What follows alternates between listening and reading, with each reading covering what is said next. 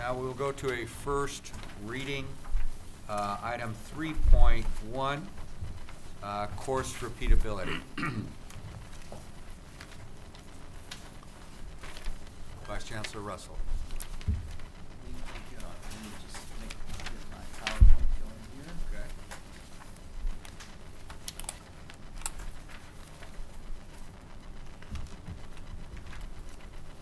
Okay. Dimming the lights. Okay. Thank you very much, President Himmelstein and Board of Governors. This presentation is a long time coming. It's been a lot of work on this issue over the last, actually, couple of years.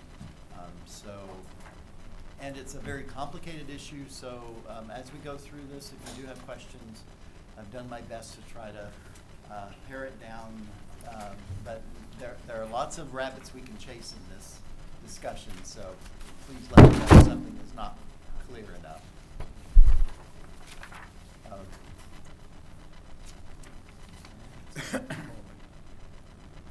Okay, so the first question is, why should we care about this issue?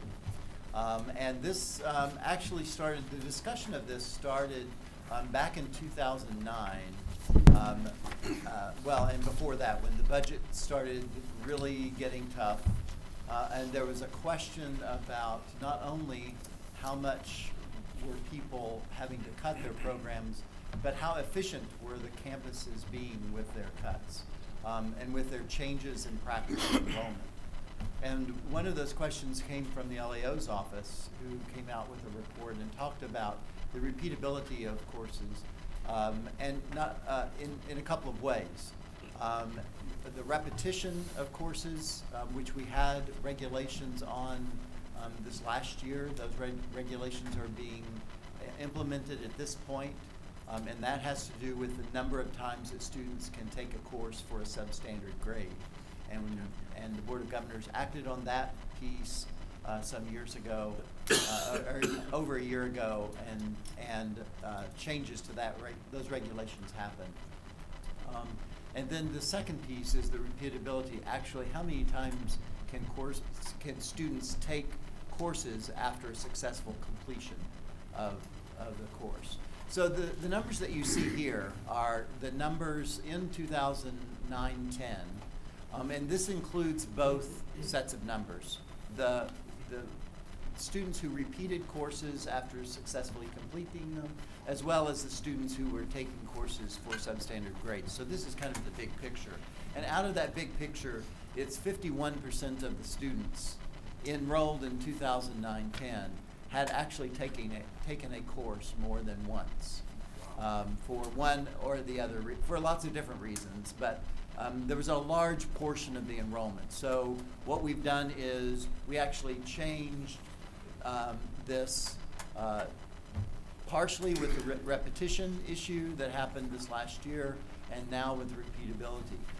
As we looked at repeatability, we pulled together a task force that was composed of academic senate, faculty, as well as CIOs, admissions records people, CSSOs, a lot of different people from the segments who gave us some direction. The Academic Senate has played a very strong role in this discussion. They've had a couple of Senate plenary sessions and several resolutions that have been passed specifically on this. And I will have to say that some of the very tough questions that are being discussed here have the support of the Academic Senate. And without that, we probably could not go as far as we are going. Then it went to the System Advisory Committee on Curriculum that we host here in the Chancellor's office. That group meets every month and advises on issues related to curriculum.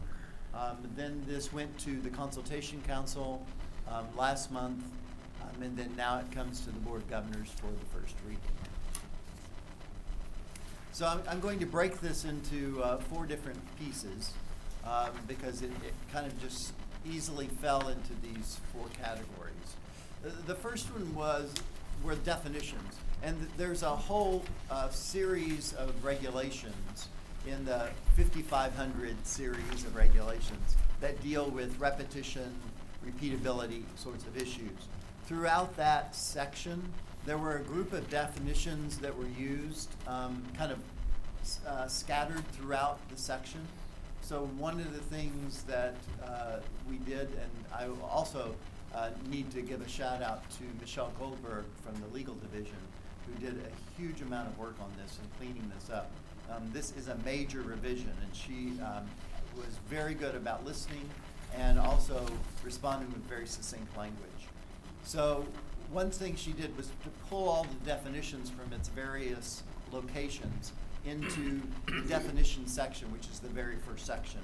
What I wanted to do is to highlight for you the definitions that are actually new or changed. Those are the ones in red on this sheet. The ones that are still in black were basically just moved from one place to another.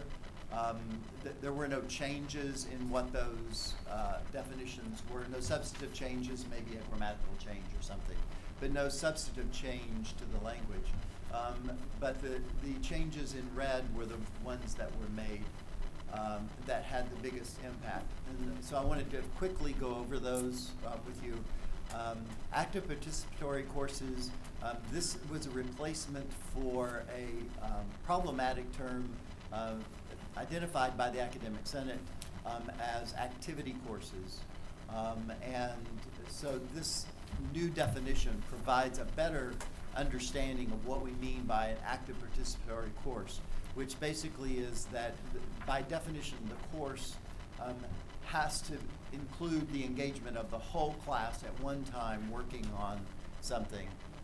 Similar to, I will go to some of the examples are choir or performing ensembles, where you really have to have the whole group participating to make the course what it is.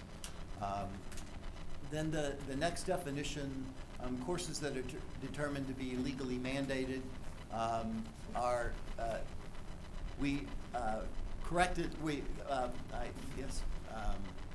focus this definition a little bit in providing better understanding of what legally mandated was, so that we could allow for courses that students need to take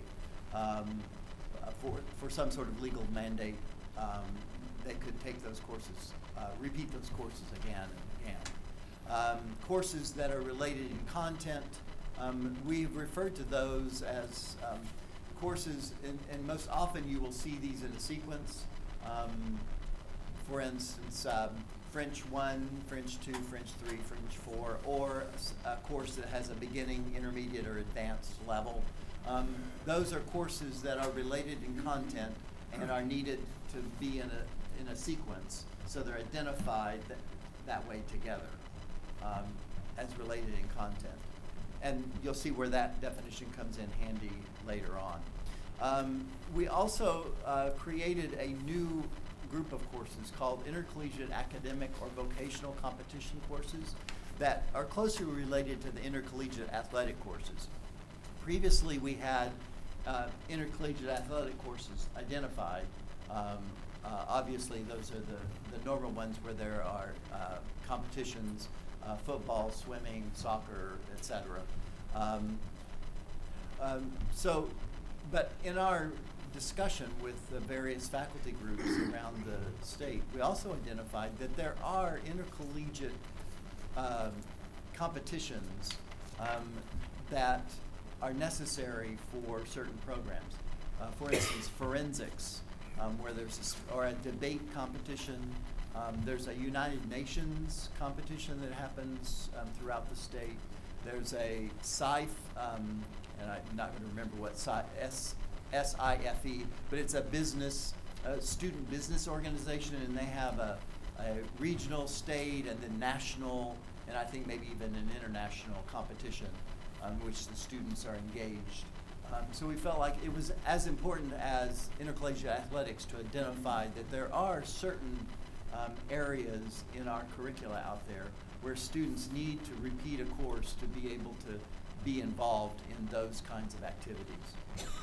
So that's the intercollegiate academic or Just really quick, vocational. would a student newspaper be in that same category?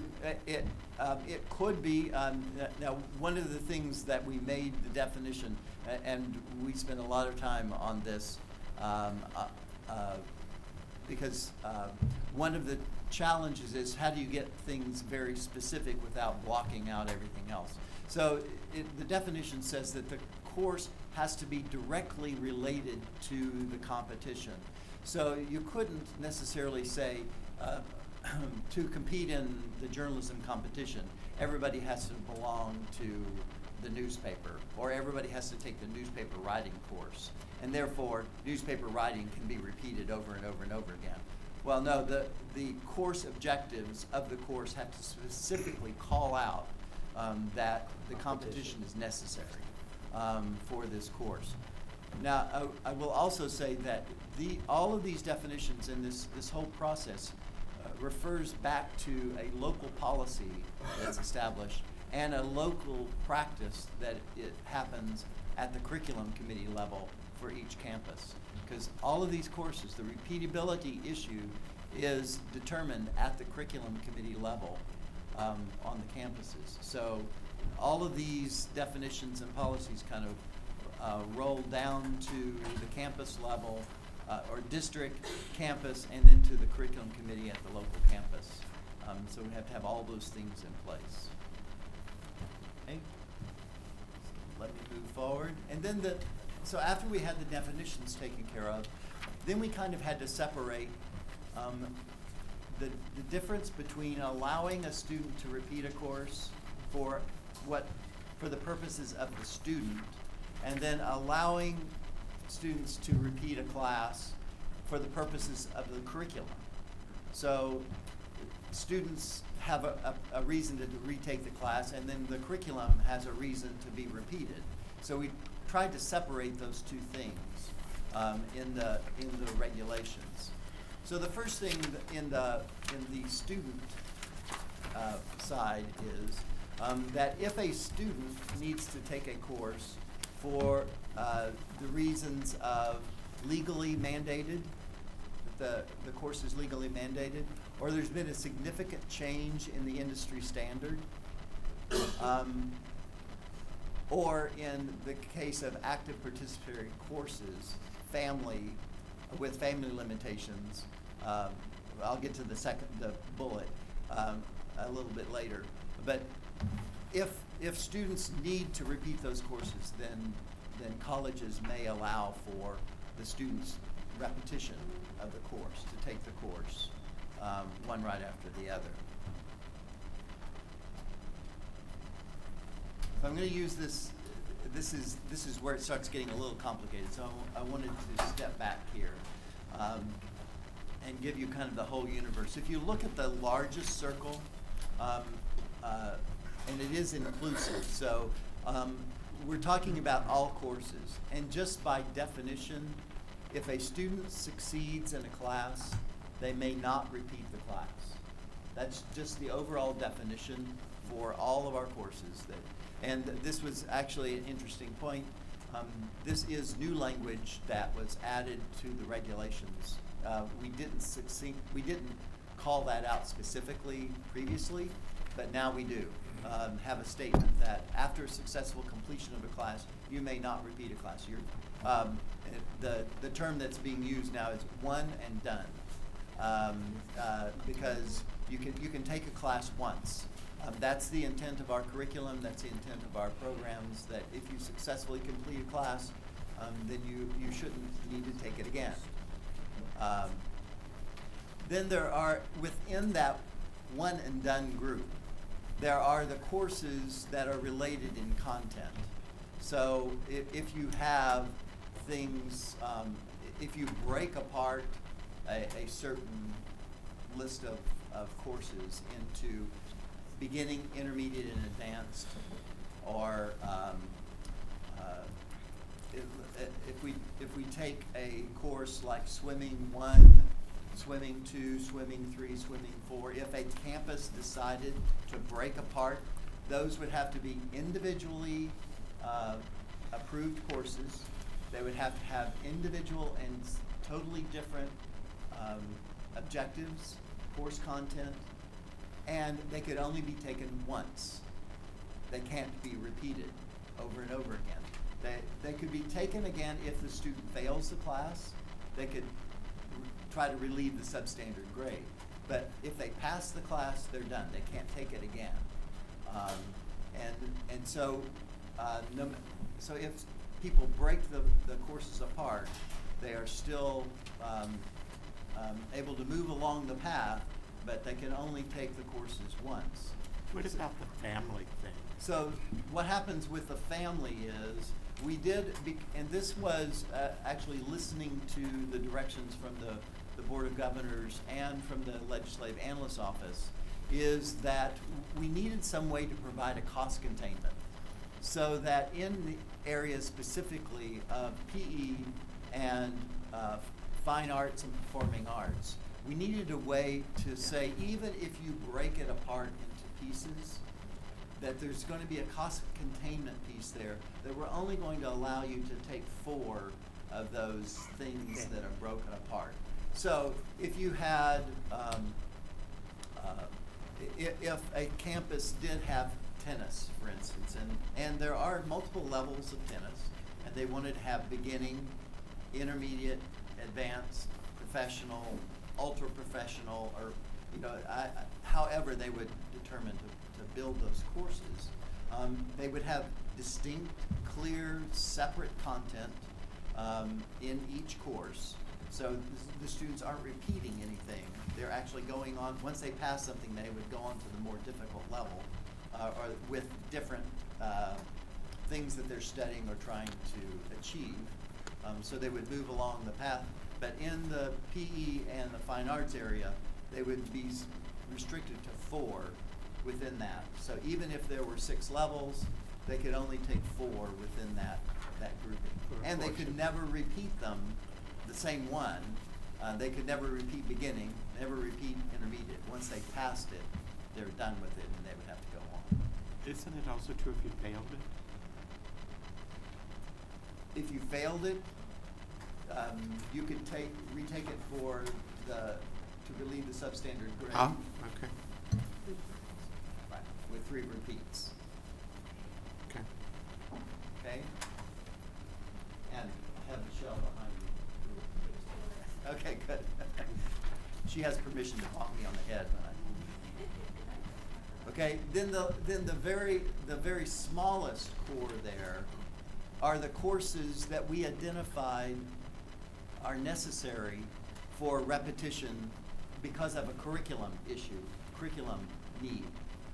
And we tied that to the need from the CSU or UC curriculum, where it identifies that a course is necessary, needs to be repeated necessarily to complete a requirement within the degree program at the CSU or UC system. And most notably, the example of that one that is used most often is in the music discipline. There's generally a statement in all UC or CSU catalogs in the music degree that a student must be enrolled in a performing ensemble every semester that they're in that major. And so with that language, the curriculum committee at the local campus could then deem that a performing ensemble at the local level could be a repeatable class, and a student could take that 4 times. And this is the definition, the discussion of the course. So it has to be necessary for major requirements at CSU or UC. The other repeatable course would be intercollegiate athletics. And I made a little note there, including related conditioning courses, and we're going to talk about that a little bit later on, so just hold that thought there. But intercollegiate athletics, which are currently repeatable for 4 times, would remain repeatable you can have 4 enrollments in that. And then intercollegiate academic or vocational competitions. So those would be the mock debates or United Nations or those other things I was talking about. The districts must identify these courses. Most commonly, they put in their course catalog a list of the courses that are repeated, and they also identify in the description of the course, there's usually a statement in that definition that says this course may be repeated 3 times, or you may have 4 enrollments, however they determine the language. Or in some cases, they may even only say 2 times, depending on the curricular needs that have been identified for the system, for the discipline by the curriculum committee. In this situation where courses are repeatable, this is the one limitation that I think Joseph was getting back to. Courses that are in this repeatable group of where you can have 4 enrollments, those are 4 enrollments passing or a W. If you take the class and you dropped the class, it still counts as an enrollment. So this is another one of those cost containment issues that we've talked about. We're trying to squeeze down the number of times that students can take it. So if they enroll in one of these courses, say they enroll in their choir, their music major, they enroll in choir, and they take the course, they pass it, they take the course and pass it, they take the course and withdraw. They've just used their 3rd time, even though they withdrew from the class. So then they only have 1 more time to take the class. And so students have to be mindful when they take the class and when they drop the class, the impact that it might have on their future, especially if they are a music major where the senior institution is saying, you have to be enrolled in this, you have to get a grade every semester you're in that, and we saw you got a W back there. It might impact how their transfer works. And so they need to be mindful of that as they go through that system. Hold on, Member Storm, do you have a question, please? So will there be an appeal process for that? If there's a student with extenuating circumstances, maybe there was a death in the family or something and they had to drop that class? Right, in the repetition language, yes, or there are extenuating circumstances is one of the definitions of allowing students to take that class. In our discussions with the colleges across the state as well, there are many cases where campuses allow students to repeat a course without collecting apportionment, because they do see that in some cases this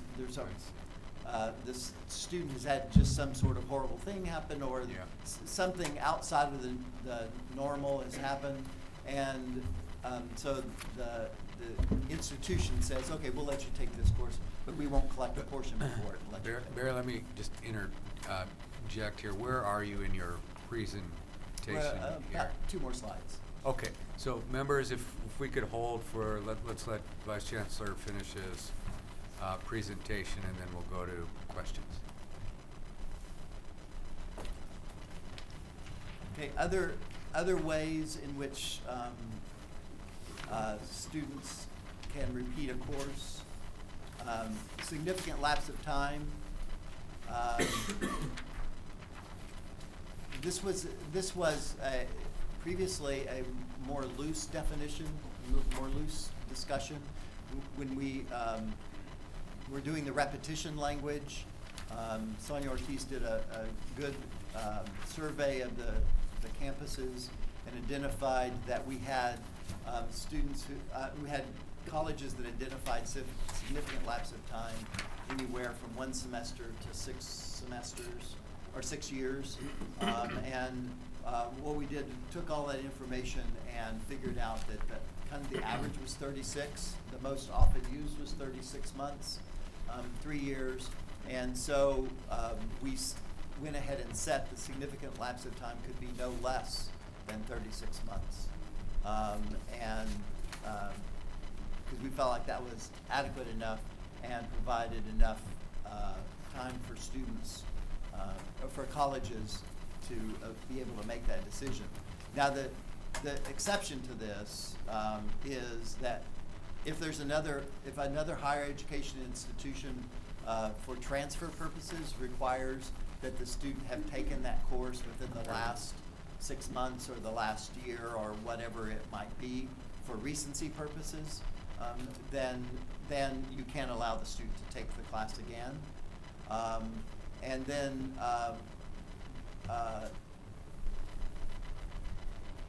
yeah, I guess that's I was thinking there was one other exception. It's not coming to my head and not up there, so I won't launch out. Okay, so, and the active participatory courses that we talked about are still limited to 4 times within those related sequences. Now, once we've kind of controlled what the students can repeat, how the students repeat, and we've controlled the curriculum of what courses can be repeatable, then the next piece of this is how do we fund things? And so we went through the apportionment language, and you'll note that we did make grammatical changes throughout without great substantial change to the language. The bullets that are all in the middle there were existing language, but you'll see those in your board item. They'll be underlined or strike-throughs. It looks like a lot of changes were there, but they were existing language and were either moved around or just updated. And basically those, actually that bracket is just one bullet off because the district may claim apportionment one time is actually a new statement. But the limitation of 3 repetitions, allowing the 4th repeat for 55041 courses, and those are the repeatable courses that we identified, allowing a significant lapse of time, allowing for extenuating circumstances, and allow portions of an open entry, open exit course. Those were all existing with no great substantive changes, and the colleges can receive apportionment for those things. But we added a change to allow colleges to receive apportionment if an industry, a change in the industry standard happens. The best example of this is back in 2010, I believe it was. The building standards for the state changed throughout. And so if a student actually in 2009 had taken a class, they needed to take the class again the following year because the whole standards changed. So this would allow a college to then offer that class again and allow a student to take it and also collect apportionment for the repetition of that course. And so then the next, sorry, I slide in one more slide here. The intercollegiate athletics, previously intercollegiate athletics, you could have 4 enrollments. But there was this limitation of 175 hours of apportionment that could be had for those intercollegiate athletic courses. As we talked to the PE faculty and the athletic directors concerning the loss of repeatability for PE classes, there was a concern specifically attached to the intercollegiate athletic courses that athletes need to take conditioning classes or some kind of technical training class that's connected with their sport class. Since they weren't going to be able to repeat it through the PE course, they needed to have some way to take that class more than once. So we said as long as you have it in the intercollegiate area, and it's identified as a conditioning or technical class related to the sport that you're taking, you may repeat the class and you may collect another 175 hours of apportionment, up to 175 hours of apportionment for that class.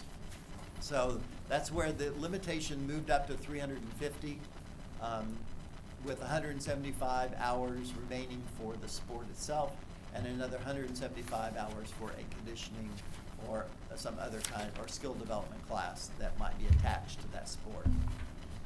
And then the one last change, and this one is really kind of off to the side, but we discovered within this section, this apportionment section, there was some old language about field trips that needed to be cleaned up.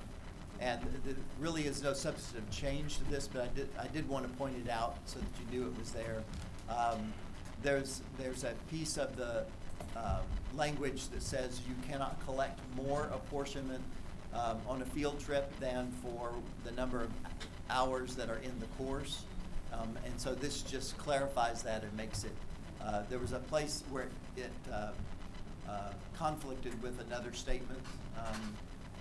And so we kind of cleaned that up and made sure that it was clear what was intended. And I think, and just to give you the process, the next would be a second reading. This would go, then assuming that it goes to a second reading and is approved, it would go to the Department of Finance, file with the state offices, probably next fall. Then we'd go to 180 days for the campuses to revise their policies. So we would look at probably a full implementation of this for the fall 2013 semester. Okay, I have a question. But there were some others before me. Member Belinsky, Member Storm, and then Member McDougall. Just to start out first, obviously, and say thank you, and for such a detailed presentation, but also to say thank you for the process that was used, that this is not something that has happened super quickly such that everybody's screaming and shouting about where were we and where was our voice. And I mean, I think it's been good to take the time and to let significant and important groups be involved in the process. And I think it's helpful that the State Academic Senate resolutions were included in the packet so that people even see those resolutions and know that faculty who have to deal with students and deal with the issues are on board with this, are knowledgeable about it. But would it be possible to go back to the one with the bullets? Because I'd like to ask a couple of questions in case. Where it says the limitation of 3 repetitions, could you explain that one again, please? Yes, that goes with the repetition language that was changed last year, is that campuses can collect apportionment for the 3 repetitions and then +1 if they offer the So you take the class once and repeat it twice, Correct. is what I'm saying. That's okay, correct. thank you. That's my confusion. And the only other one, because that's a little bit new to me, is allowing the 4 repeats in these kind of activity participatory courses. You're saying that if in repeating, so to speak, these 4 levels or 4 courses, if in one of those courses a student were to get an F or a no credit, that doesn't count as taking the course. I don't know, I'm asking. No, I think it counts as an enrollment. I'll put a look, Michelle. Yes. So It's an enrollment. It's not. So you've taken the get class. Any sort of grade. you've Right. taken the class. An evaluative symbol, I think, is Yeah. what they. The only other thing I'd suggest as we move along, because there's plenty of time, I mean, it's one thing for some of us to be here and we can walk back to our districts and we can say what's going on and we can go to a conference, but not everybody has done that.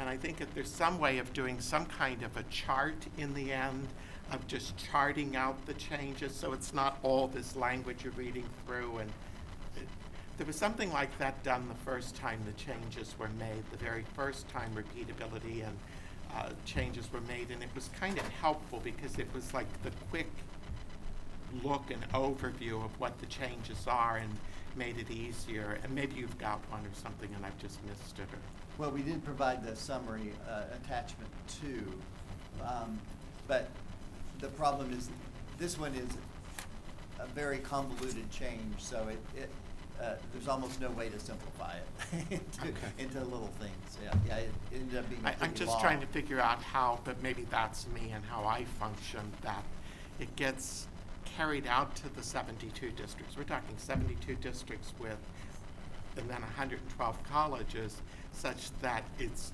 readable for implementation and give people that little bit of a push. Thank you. Member Storm. Thank you, Mr. President. I have one question going back to the first slide regarding the courses. The very last bullet point says all grades count. So if we're repeating a class to alleviate a substandard grade, the grade that you received before is still going into the GPA, is that correct? No. No, okay. These are the repeatable courses. These are those that are allowed to repeat. That for those 4 So it's just attempts. Okay, so it's all just for those the grades attempts, count. not into your calculated into the GPA. So if you received an F the first time and you go back and you take a B, the F would go away and you have a B. No, No. not in these 4 repeatable classes. Okay. Every grade counts. I understand. Just put the 2 categories together. I see.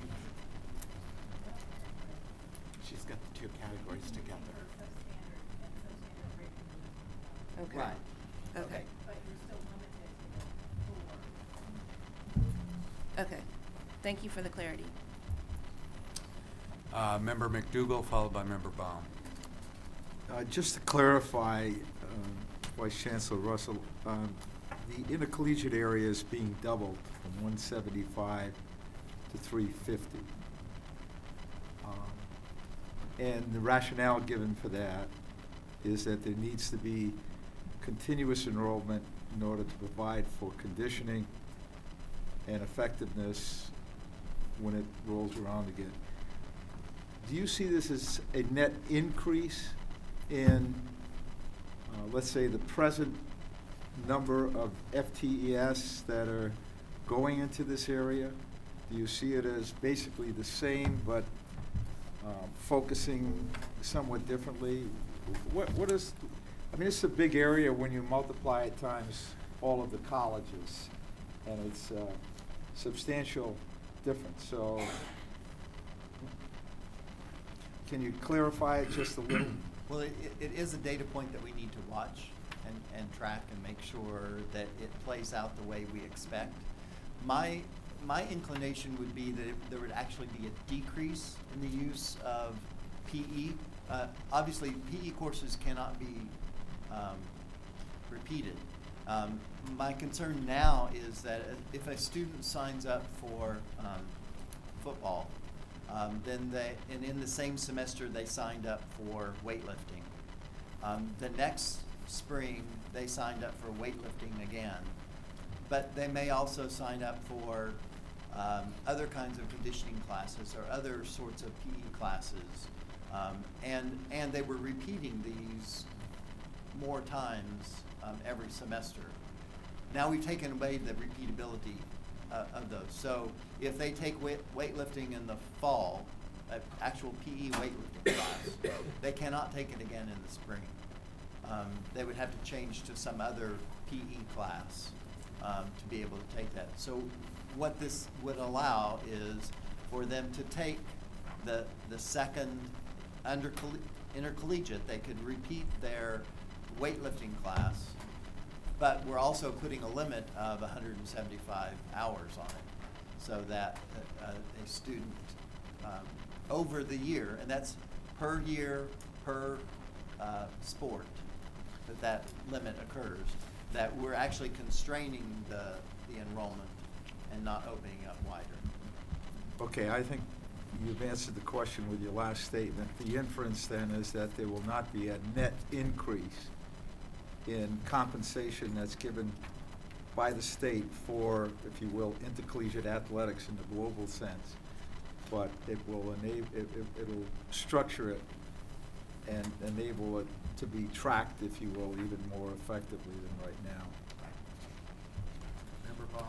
I have 2 questions. One is about the high achieving student who wants to transfer to a 4-year school, took calculus, got a C, wants to retake that so they can get an A for their transfer application. Is that going to be prohibited then? Yes, you can do that. Or would it be allowed if there were there's not a way to pay for the full apportionment of it. It would just be, the districts would not receive apportionment if that student was able to take that Correct, again. correct. Okay, so that's interesting. Also, Sure. The only other thing that might come in there is if the student, I'm going to ask it in a sense, if the student can produce from the school that in order to be in this major, you're going to have an A or a B. So that the school, what about that? I mean, we've worked with that before because the school's mandating what the student has to have in order to get into the major. That the student would have to retake the courses to see if they could get that grade. Yeah, but they can't keep taking it. Take it once. Right. Well, but you could have the 2 repeats or something. It's a question. right, I'm just- yeah, so that's just a, No, I think that. was that case examined as part of the proceedings, that type of a situation? Well, I think we examined every possible, among all the presentations we've done, and somebody out there who's probably remembers that exact question at some point. But it's my understanding, because the provision we put in there is that you're one and you're done. So if you pass the course, you're done. Mhm. You may not take the course again, period. So if you are supposed to have a B, and this actually So- happens in nursing, where you have to, some nursing programs require you to have a certain level to get in. If you don't get that level, then So in one situation, a student who might be pulling a C, trying to get a B, might realize at the end of the semester, they're not gonna get that B. It'd be better, they may be incentivized to withdraw and take an F so that they can repeat the class again. Is that true? well, depending on when they decide, make that decision, you yes. withdraw. Right. Right. Because then at least they may say, because I want to transfer to a UC and I need an A or a B, and if I'm not going to be able to do that because of whatever situation I'm in, because I was working too many hours that semester, I'll take the F and then retake the class in the next semester. Then the other question that I have is, this is obviously with a goal to increase the availability of other classes. Do we have any indication as to, if we reduce the repeatability and really tighten it, what will that do for our system to be able to allow or offer more classes? Is there a sense that, because I was concerned by this, the subhead on the story about Chancellor Scott says, plan will hurt the poor, critic says. And, but if by doing this, we expand more access to English classes and history classes and science classes and other classes, are we actually enhancing access as opposed to limiting access? Definitely. And so what's your sense of Let's that? let the chancellor respond. Well, since I made the statement, let me illustrate it. Frankly, if you were to look at the poverty level of the first-year students who can't get in and the poverty level of somebody who's taking golf for the 3rd time, I would guarantee you almost that the median income of the first is less than the median income of the second, because many of those who are taking these PE or music classes repeatedly are older adults, and many of those who can't get in are first-year students. So if we reduce the number of courses we offer in these classes, obviously, since we have a cap placed on us, we can offer more for first-year students. In fact, one of our studies indicated that 48% of our first-year students are either African American or Latino, whereas over 50% of our avocational courses are taken by those that are white. So I would, what we're trying to say is, this isn't the main reason we're doing this is maybe just to tighten things up. But when you say, in effect, there are some things that we used to do, avocational courses and things of that nature, and if we reduce those courses, it's pretty clear that we could open up more courses for the first-year students. Remember that the first year we took the cut in 2008-9, we lost 133,000 first-time students. Okay, other board Vice President Baca, I know you want to say something. Well, I think it's been answered. I wanted to ask about putting out a percentage of 50%, and just the impact of that kind of a figure being out there and not being, I guess, qualified or defined. But it's. I guess I really don't have a question on it, given what you presented. But I will add, in terms of what Member Baum just said, I did have a student last semester who begged me to give her an F. She knew she was going to get a C, and she begged me to give her an F late in the semester. Can you please fail me anyway? Because she needed a higher degree. But those things are going to happen. I just a concern with putting 50% out there, because that seems like a big number, and a lot of what is done in the state or perceived about the community colleges is driven by just these things that get out there, whether it's related to transfer achievement or whatever it is. I guess the mindset of folks would be, we're wasting a hell of a lot of money if it's 51%. Obviously we're making some changes here, but you've answered the question that I had. I'd like to move approval with the item. Okay, very good. Just, Second. okay, motion by member. There's nothing to approve. Oh, yeah, there is nothing. This is That's first right. reading. This is first reading. So I just, Right. Vice President Baca, just so I, and you all can help me on this. You said the student asked you for an F.